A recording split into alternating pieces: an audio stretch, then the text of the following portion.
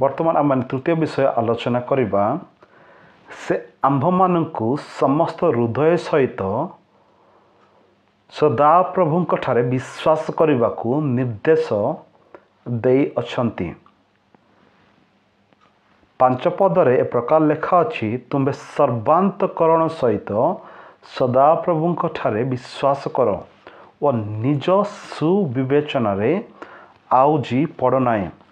Trust in the Lord with all your heart and lean not on your own understanding. ଆମ୍ଭମାନଙ୍କୁ ସଦାପ୍ରଭୁଙ୍କଠାରେ ବିଶ୍ୱାସ କରିବାର ଅଛି। ଅନେକ ସମୟରେ ଆମ୍ଭେମାନେ ଆମ୍ଭମାନଙ୍କ ଜ୍ଞାନ ଉପରେ ଆମ୍ଭେମାନେ ନିର୍ଭର କରିଥାଉ, ଜଗତର ଜ୍ଞାନ ଉପରେ ନିର୍ଭର କରିଥାଉ।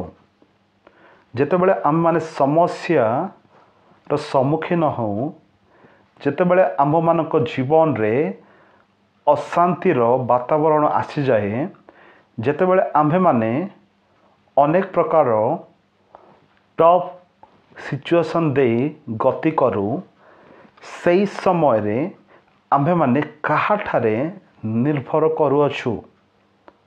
ଆମ୍ଭେମାନେ ସଦାପ୍ରଭୁଙ୍କଠାରେ ନିର୍ଭର କରୁଅଛୁ କି? ନା ଆମ୍ଭେମାନେ ନିଜେ ନିଜ ଜ୍ଞାନରେ ନିର୍ଭର କରୁଅଛୁ? କାରଣ ବାକ୍ୟ ଏ ପ୍ରକାର କହେ, ତୁମ୍ଭେ ସର୍ବାନ୍ତକରଣ ସହିତ ସଦାପ୍ରଭୁଙ୍କଠାରେ ବିଶ୍ୱାସ କର, ନିର୍ଭର କର। Trust in the Lord with all your heart. ଆମର ସମସ୍ତ ହୃଦୟ ସହିତ, ସର୍ବାଙ୍ଗ ଶରୀର ସହିତ ଆମ୍ଭେମାନେ ସଦାପ୍ରଭୁଙ୍କଠାରେ ବିଶ୍ୱାସ କରିବାର ଅଛି, ଆମେ ନିର୍ଭର କରିବାର ଅଛି। କାରଣ ସେ ହିଁ ଏକମାତ୍ର ପଥ ଯେ ଆମ୍ଭମାନଙ୍କୁ ସମସ୍ତ ପ୍ରକାର ଚ୍ୟାଲେଞ୍ଜିଂ ସିଚୁଏସନ୍ରୁ ଆମମାନଙ୍କୁ ବାହାର କରିପାରିବେ, ଟଫ୍ ସିଚୁଏସନ୍ରୁ ଆମମାନଙ୍କୁ ବାହାର କରିପାରିବେ। ଯଦି ଆମ୍ଭେମାନେ ଆମମାନଙ୍କ ଜ୍ଞାନ ଉପରେ ନିର୍ଭର କରିବା, ତାହେଲେ ଆମ୍ଭେମାନେ ସର୍ବଦା ଡିପ୍ରେସନ୍ରେ ହିଁ ରହିବା, ସର୍ବଦା ଆମ୍ଭମାନଙ୍କ ଜୀବନରେ ଅଶାନ୍ତି ହିଁ ରହିବ, ସର୍ବଦା ଆମ୍ଭମାନଙ୍କ ଜୀବନରେ ଖୁସି ରହିବ ନାହିଁ। ତେଣୁ ସଦାପ୍ରଭୁ ସ୍ୱୟଂ ଏ ଜଗତର ସୃଷ୍ଟିକର୍ତ୍ତା ଆମ୍ଭମାନଙ୍କୁ ତାହାଙ୍କର ଦାସଙ୍କ ଦ୍ୱାରା ପରାମର୍ଶ ଦିଅନ୍ତି ସଦାପ୍ରଭୁଙ୍କଠାରେ ବିଶ୍ୱାସ କରିବା ନିମନ୍ତେ। କି ପ୍ରକାର ଆମମାନେ ବିଶ୍ୱାସ କରିବା? ଆମମାନଙ୍କର ସମସ୍ତ ହୃଦୟ ଦ୍ୱାରା ଆମମାନେ ବିଶ୍ୱାସ କରିବା।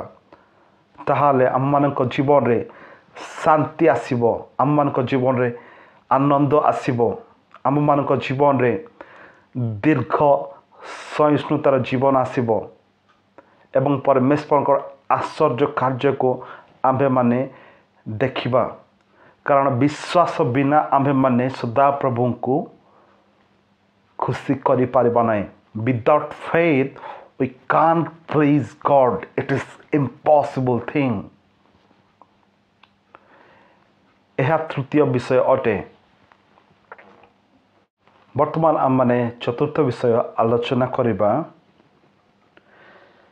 ସେ ଆମ୍ଭମାନଙ୍କୁ ଆମର ସମସ୍ତ ପଥରେ ତାଙ୍କୁ ଅର୍ଥାତ୍ ପରମେଶ୍ୱରଙ୍କୁ ସ୍ୱୀକାର କରିବାକୁ ନିର୍ଦ୍ଦେଶ ଦେଇଅଛନ୍ତି। 6 ପଦରେ ଏ ପ୍ରକାର ଲେଖା ଅଛି, ଆପଣଙ୍କ ସବୁ ଗତିରେ ତାହାଙ୍କୁ ସ୍ୱୀକାର କର, ତହିଁରେ ସେ ତୁମ୍ଭର ପଥ ସବୁ ସରଳ କରିବେ। In all your ways acknowledge him and he shall direct your paths. ତୁମମାନେ ଆପଣ ସମସ୍ତ ଗତିରେ ତାହାଙ୍କୁ ସ୍ୱୀକାର କର, ତାହେଲେ ସେ ତୁମମାନଙ୍କର ପଥକୁ ସେ କଢ଼ାଇ ନେବେ। ଯେତେବେଳେ ଆମ୍ଭେମାନେ ଆମମାନଙ୍କର ଦିନକୁ ଆରମ୍ଭ କରୁ, ଆମ୍ଭେମାନେ କ'ଣ ଆମମାନଙ୍କର ଦିନକୁ ପରମେଶ୍ୱରଙ୍କ ହସ୍ତରେ ସମର୍ପଣ କରୁଅଛୁ? आम मैंने कौन कहूँ प्रभु आज यही दिन को मु आपण निकट में समर्पण करुअछि। आज दिन प्रारंभ रु आज दिन अंत पर्यंत तुम मोर सहवर्ती परमेश्वर हो। मोर सकल कार्य तुम मोर सहवर्ती परमेश्वर हो। समस्त प्रकार विपद आपदरु मो जीवन को रक्षा कर, मो परिवार को रक्षा कर, मोर पितामाता को रक्षा कर, मोर परिजन को रक्षा कर, मोर पिला छुआ मान को रक्षा कर। आम्भे माने कौन यही सकल विषय को सदा प्रभु निकट में समर्पण करुअछु। कारण परमेश्वर वाक्य कहे आपण सबु गति रे ताहांको स्वीकार कर। We have to acknowledge him in all our ways. आम माने जो पथरे जाऊछु, जो कार्य करुअछु, सबु कार्य रे, सबु गति रे, सबु पथरे आम्भे माने ताको स्वीकार करिवार अछि। प्रभु मु ए सकल कार्य करुअछि, मते एही कार्य रे मते तमे कढ़ाई नियो, मोर परिवार को कढ़ाई नियो, आम मान को सुरक्षा प्रदान करो। जेते बेले आम्भे माने आम मान जीवन को तांको हस्त रे समर्पण करुअछु, से आम मान को कढ़ाई नेबे, आम मान कौनसी अमंगलर सम्मुखीन हबा पाई से देबे नाही। यह चतुर्थ विषय अटे। वर्तमान आम्भे माने शेष विषय को आलोचना करिबा। से आम मानकु तांकु भय करिबाकु एवं मंदरु दूरे रहिबाकु निर्देश देई अछंती। 7 पदरे ए प्रकार लेखा अछि, तुम्बे अपना दृष्टि रे ज्ञानवान हुओ नाही, सदा प्रभु को भय कर व मंदतारु विमुख हुओ। से आम्भ मानकु निर्देश देई अछंती तांकु भय करिबा निमंते एवं मंदतारु दूरे जीवा निमंते। एवं जो भय विषय एठारे उल्लेख करा जाय अछि, it is all about reverential fear, अर्थात सम्मानीय भय, अर्थात आम्भे माने सम्मान सहित सदा प्रभु को भय करिबा। एही विषय को सोलोमन एठारे उल्लेख करिअछंती। एवं मंदतारु दूरे रहिबा, अर्थात जेते गुड़िए मंद कार्य अछि, सकल मंद कार्यरु आम्भे माने दूरे रहिबा पाई चेष्टा करिबा। प्रत्येक दिन, प्रत्येक मुहूर्त रे, प्रत्येक समय रे आपण मान पढ़िबा पाई चाहे, do not be wise in your own eyes, fear the Lord and depart from evil। आम्भ मानकर निजर चक्षुरे आम्भे माने ज्ञानी हेबा उचित नुहे, किंतु आम परमेश्वर को अर्थात प्रभु को भय करिबा एवं मंदतारु दूरे रहिबा, विमुख ही रहिबा, एहा परमेश्वर को निर्देश। जदि आम प्रत्येक दिन पापरे रहिबा, पापरे जर्जरित हबा, पाप कार्य करिबा, पाप को लाइटली नेबा एवं पाप प्रति आसक्त हेबा, पापरु विमुख हेबा पई चेष्टा करिबा नाही, ताहाले आम्भे माने परमेश्वर को निर्देश को आम माने पालन करू नाहु।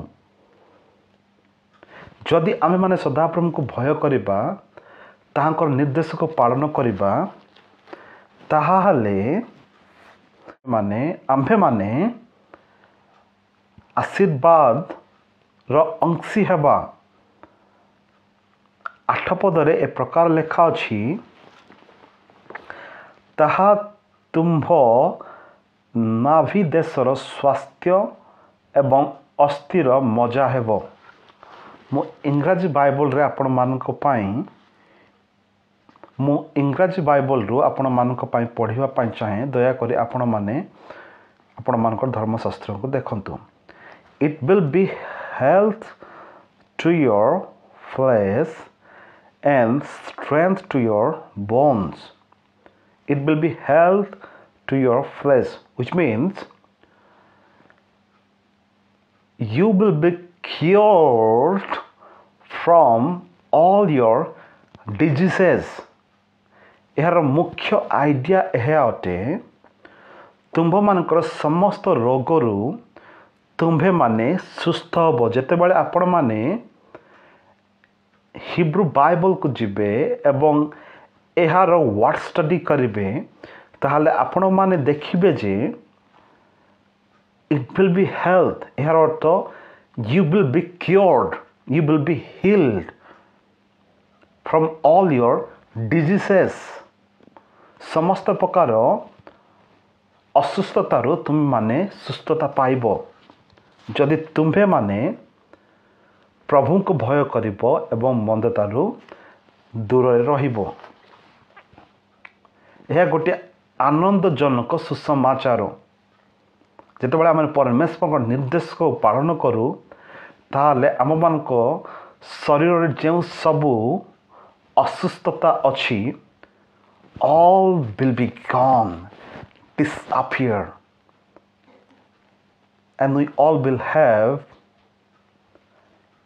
good health, and we would enjoy living in the presence of God. आमने आनंद करियो परमेश्वर का उपस्थिति रे रहिबा पाई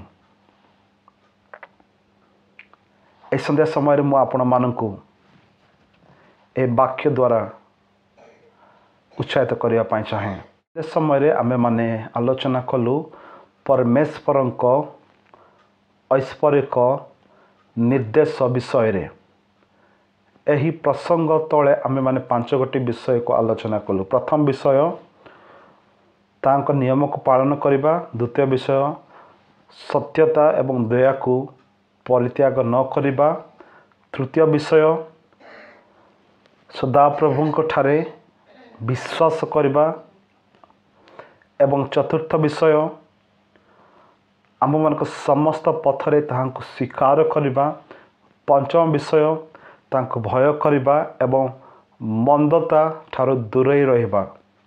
जदि आमे माने एही 5टी निर्देश को आम मान जीवन रे पालन करिबा, इम्प्लीमेंट करिबा ताहाले परमेश्वर आम मान को आशीर्वाद करेंगे। परमेश्वर धर्मशास्त्र रे से जहाँ प्रकाश करियछंती एही आशीर्वाद गुड़िक आंभ मान जीवन रे आंभे माने एक्सपीरियंस करि परिबा। ए संध्या समय मु आपण मानकु उत्साहित करिया पाई चाहे दया करी आपण माने एही निर्देश गुड़िक को पालन करिया पाई चेष्टा करंतु जो द्वारा परमेश्वर आपण मानक पारिवारिक जीवन, आत्मिक जीवन, आध्यात्मिक जीवन दे परमेश्वर प्रचुर भाव में आशीर्वाद करिवे एवं आपण माने प्रभुंकर अनुग्रहर पात्र पात्री होई पारिबे। जदि आपण माने ए वाक्य द्वारा परमेश्वर रब शुणी अछंती, आशीर्वाद प्राप्त होई अछंती, दया करी ए वीडियो को लाइक करिवे, कमेंट करिवे एवं ए चैनल को सब्सक्राइब करिवे एवं मन मते प्रार्थना करिवे जेपरि मु आपण मानक निमंते आगामी दिन मानकरे नूतन नूतन वाक्य आपण मानक सम्मुख रे उपस्थापन करिवी एवं आपण मानकर आशीर्वादर कारण स्वरूप होई पारिबी। से निमंते विशेष करी मते आपण माने प्रार्थना रे तोଳି धरिवे। पुणी थरे आपण मानक मु धन्यवाद देवा पाई चाहे आपण मानकर बहुमूल्य समय पाई समस्त को पुणी थरे नमस्कार ज्ञापन करे। नमस्कार। प्रभु प्रत्येक को प्रचुर भाव में आशीर्वाद करंतु। Amen. God bless you all.